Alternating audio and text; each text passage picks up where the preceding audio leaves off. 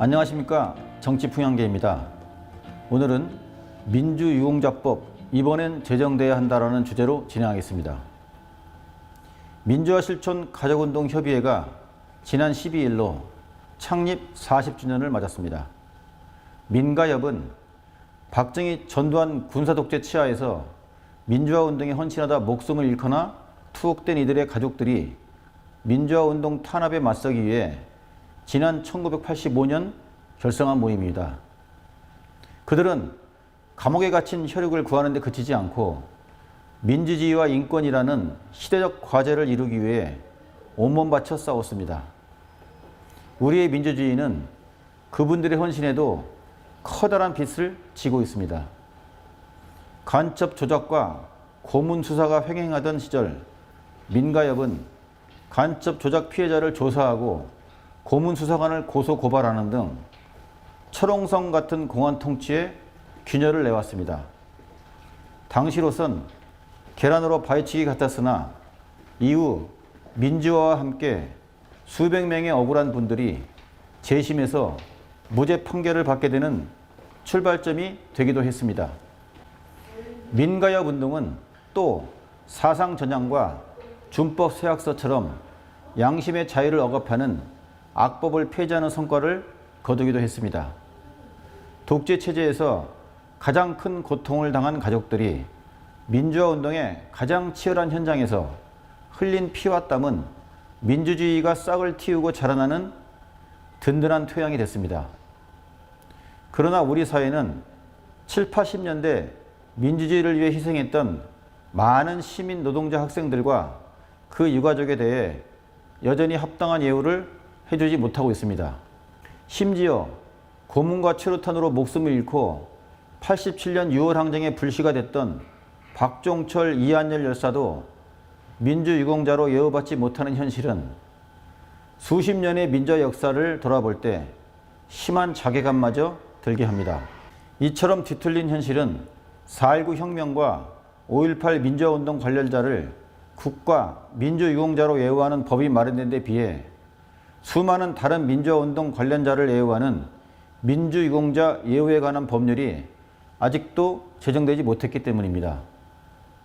민주유공자법 제정안은 지난 2000년 최초로 발의된 이후 꾸준히 발의되어 왔습니다.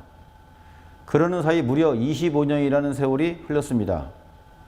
민주유공자의 인정 범위, 지원 수준 등에 대한 공감대가 부족했던 까닭입니다.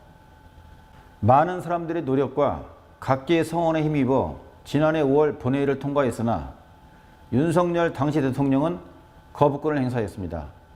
그리고 지난 9월 새 국회에서 다시 발의돼 패스트트랙 안건으로 지정된 상태입니다.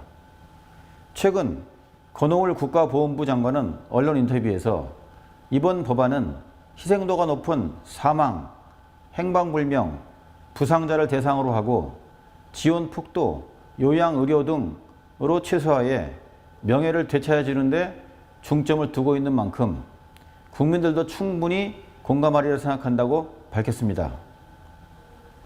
권 장관은 국가보훈부 장관이 되고 나서 가장 놀랐던 것이 민주유공자법이 아직도 제정되지 않았다는 사실이라고 토로했습니다. 아마 적지 않은 국민들도 정확한 실상은 잘 모르고 있을 수 있습니다.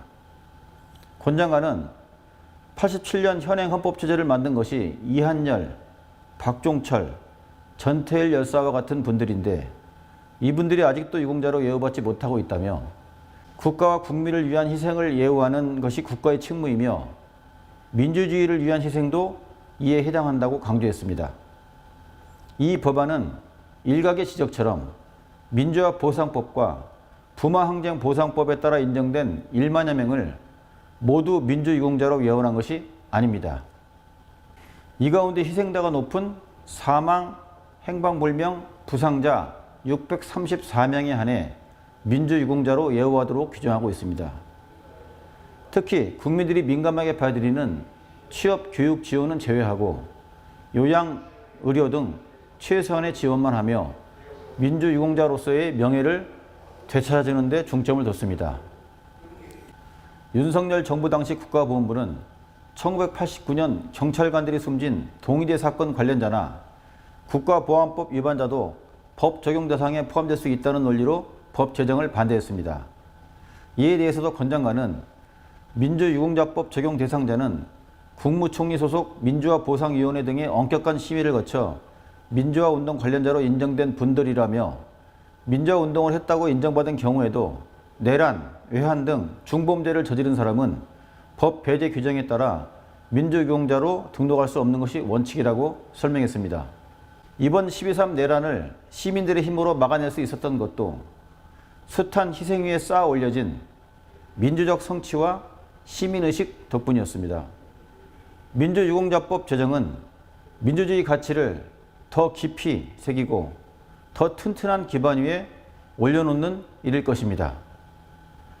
민주유공자와 그 가족들은 이미 노년에 접어들었고 한 분, 두 분 세상을 떠나고 있습니다.